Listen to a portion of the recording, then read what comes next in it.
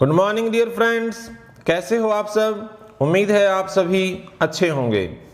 तो आज हम पढ़ेंगे हमारी 10th क्लास की एक बहुत ही मज़ेदार कविता how to tell wild animals, जिसे लिखा है अमेरिकन पोएटेस कैरोलिन वेल्स ने। कैरोलिन वेल्स इस कविता में बहुत ही मज़ेदार ढंग से जंगली जानवरों को पहचानने का तरीका बताती हैं। तो चलिए हम इस कविता को पढ़ते हैं।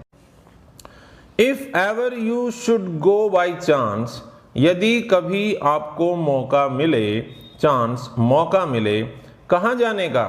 To jungle in the east, पूर्व के जंगलों में, पूर्व के मौका मिले। And if there should to you advance, और यदि वहां आपकी तरफ कोई आगे बढ़े, क्या, कौन, किसकी बात हो रही है यहाँ? A large and tawny beast, एक बड़ा विशाल, और टॉनी मीन्स भूरे पीले रंग का, और बीस्ट जंगली जानवर। तो राइटर कहती है कि यदि आपकी तरफ एक बहुत बड़ा और भूरे पीले रंग का जानवर आपकी तरफ आपको बढ़ता हुआ दिखाई दे, तो क्या होगा?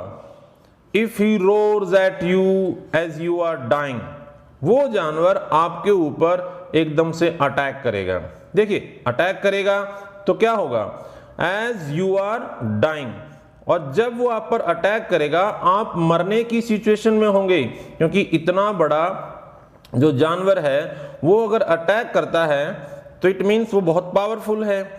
और जब वो आपके ऊपर अटैक कर रहा है, if he roars at you, यदि वो उस दौरान, रोर मीन्स दहाड़ना, यदि वो दहाड़ रहा है, यू विल नो, आपको पता चल जाएगा, it is the Asian lion. तो वो कौन है? वो एशियाई शेर है, बबर शेर जिसको कहा जाता है। If sometime when roaming around a noble wild beast greets you, और यदि कभी किसी वक्त आप घूम रहे हो, रोमिंग मीन्स घूमना, रोम मैंने घूमना, भटकना, और if sometime when roaming around a noble wild beast greets you, वैसे तो नोबल होता है योग्य, लेकिन यहां हम कहेंगे शानदार, सुंदर, अच्छा दिखने वाला, और वाइल्ड बीस्ट जंगली जानवर अगर आपको ग्रीट्स यू रास्ते में कहीं मिल जाता है। कि राइटर कहती है यदि आपको घूमते हुए कभी एक शानदार जंगली जानवर मिल जाता है, आप देखिए उसकी पहचान क्या बता रही है? With black stripes on A yellow ground. Yellow ground क्या है? उसकी येलो स्किन, उसके ऊपर ब्लैक स्ट्राइप्स। स्ट्राइप्स क्या होती हैं? धारियां। आप तस्वीर में देख पा रहे हैं स्ट्राइप्स, धारियां। तो ये कौन सा जानवर है? हम सभी जानते हैं, with black stripes on A yellow ground, जिसकी पीली त्वचा पर काली धारियां हो। Just notice if he eats you, तो ये बात ध्यान दें कि वो आपको खाता है या नहीं। जस्ट नोटिस, इस बात पर गौर करें कि वो आपको खाता है या नहीं। इसी बात से देखिए क्या कहती हैं, दिस सिंपल रूल में हेल्प यू लर्न, यही एक सीधा साधा नियम आपकी हेल्प करेगा ये जानने में, क्या? The Bengal tiger to discern. Discern means पहचानना, आइडेंटिफाई करना, कि यदि वो जानवर आपको खा जाता है तो निश्चित तौर पर ही वो एक बंगाल टाइगर है, यानी कि बाघ है, चीता है। If strolling fourth, strolling means घूमना फिरना, मटर गश्ती करना, यदि आगे घूमते फिरते हुए a beast you view, beast means वही जंगली जानवर, व्यू मैंने आपको दिखे, आपको नजर आए, whose hide with spots is peppered. Hide means skin है, उस जानवर की त्वचा है, खाल है, विद स्पॉट्स धब्बे हों, इज पेपर्ड, पेपर्ड मीन्स ढके होना। यदि घूमते फिरते हुए आपको एक ऐसा जानवर दिखाई दे जिसकी खाल पर काले धब्बे हों, जिसकी खाल पूरे काले धब्बों से भरी पड़ी हो, तो क्या होगा? As soon as he has leapt on you, leapt means leap होता है कूदना, झपट्टा मारना।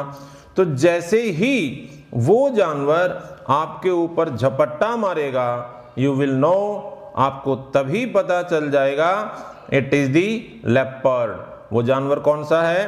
लेपर्ड यानी कि तेंदुआ। आप उसे तस्वीर में देख पा रहे हैं।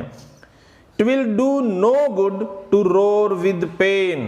देखिए, do no good, do no good मतलब कोई फायदा न होना, रोर विद पेन दर्द से कराहने का।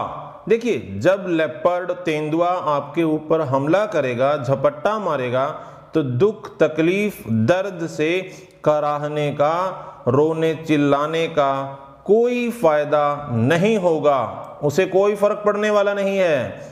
He will only lap and lap again, वो उसके बाद भी दोबारा से बार बार आपके ऊपर छलांग लगाएगा, झपट्टा मारेगा। तो ये फीचर, ये खासियत होती है एक तेंदुए की।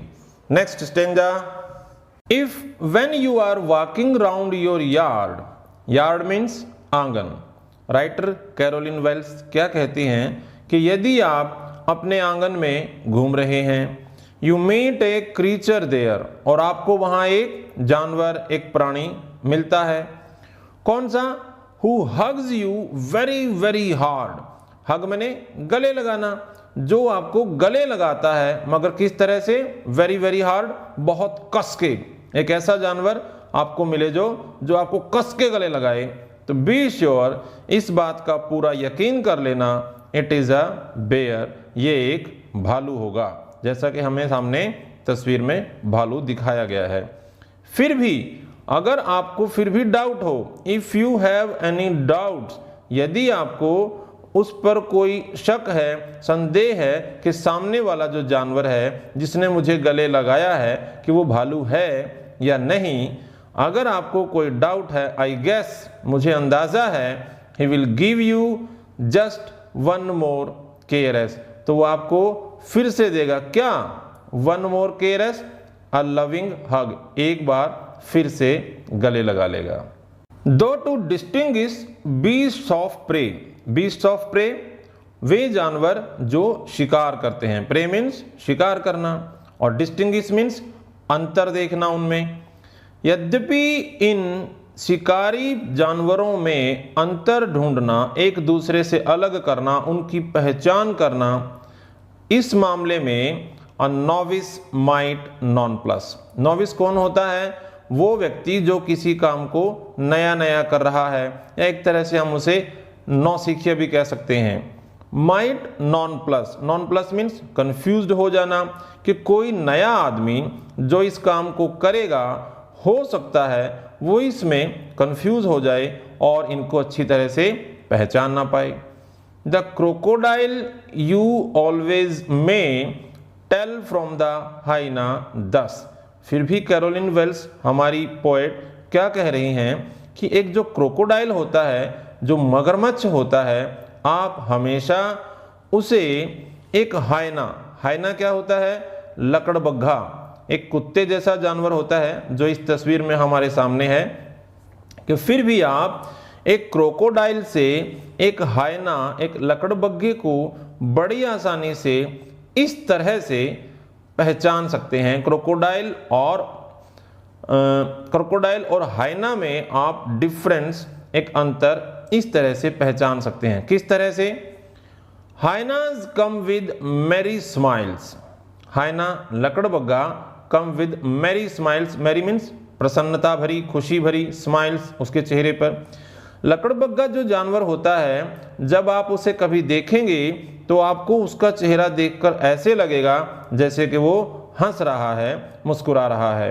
Hyenas come with merry smiles, but लेकिन अगर सामने वाला जानवर रो रहा है, बट इफ दे वीप, यदि वो रो रहा है, दे आर क्रोकोडाइल्स, तो वो निश्चित रूप से मगरमच्छ होगा। इसीलिए हम एक कहावत भी बनी हुई है ना, ये आंसू जो हैं ये मगरमच्छ के हैं। तो आंसुओं वाला जो जानवर है वो निश्चित तौर से मगरमच्छ कहा गया है। लास्ट स्टेंजा है, the true chameleon is small. असल में कैमलियन क्या है? गिरगिट।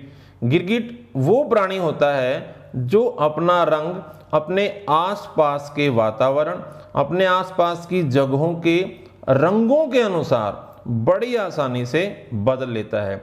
यानी कि गिरगिट अगर घास में है तो वो बिल्कुल उसी तरह से हरा रंग बना लेगा अपने पूरे शरीर का। अगर वो किसी पीले पत्तों वाली जगह पर है तो अपने आप को उन पत्तों के अनुसार उसी रंग में ढालकर पीला बन जाएगा। हम गिरगिट को बड़ी आसानी से पहचान नहीं पाते हैं अगर वो हमारे आसपास भी कहीं बैठा हो या घूम रहा हो।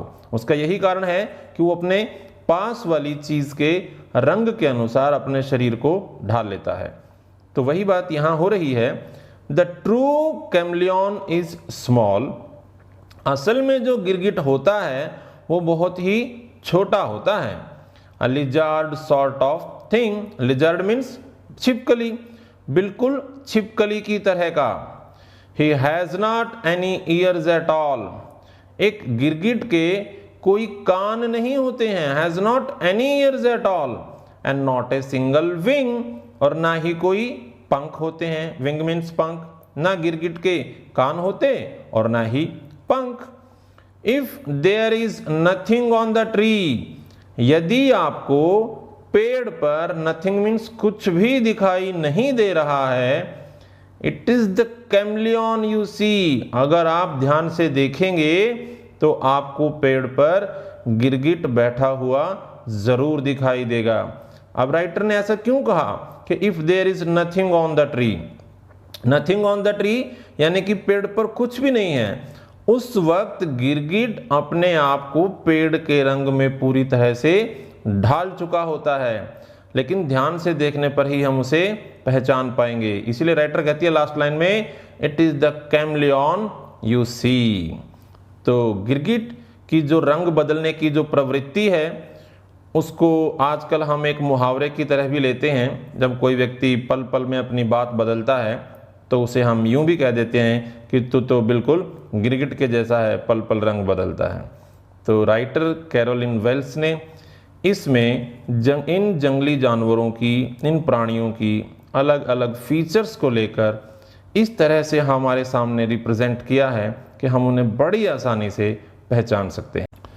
प्यारे बच्चों, जब हम एग्जाम में रीडिंग कॉम्प्रिहेंशन कर रहे होते हैं तो उस वक्त हमसे एक क्वेश्चन ये भी पूछा जा सकता है कि right the rhyme scheme of the given stanza.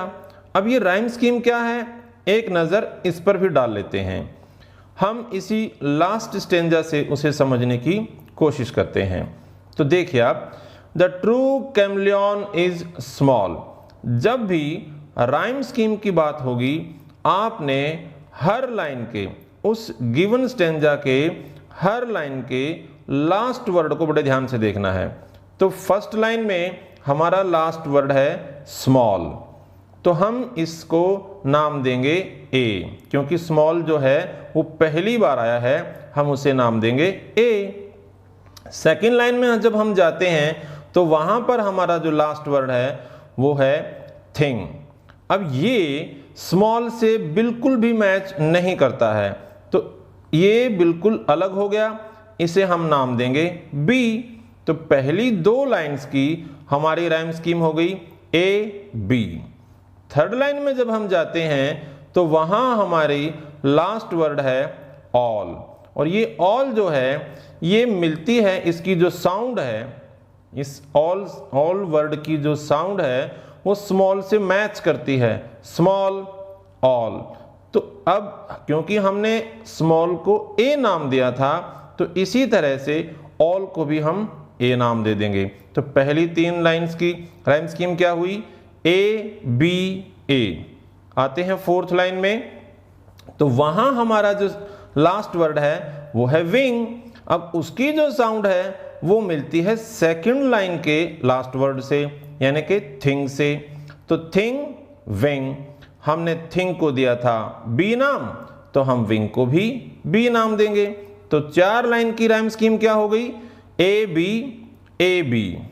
Fifth line में चलते हैं। फिफ्थ लाइन का जो लास्ट वर्ड है वो है ट्री।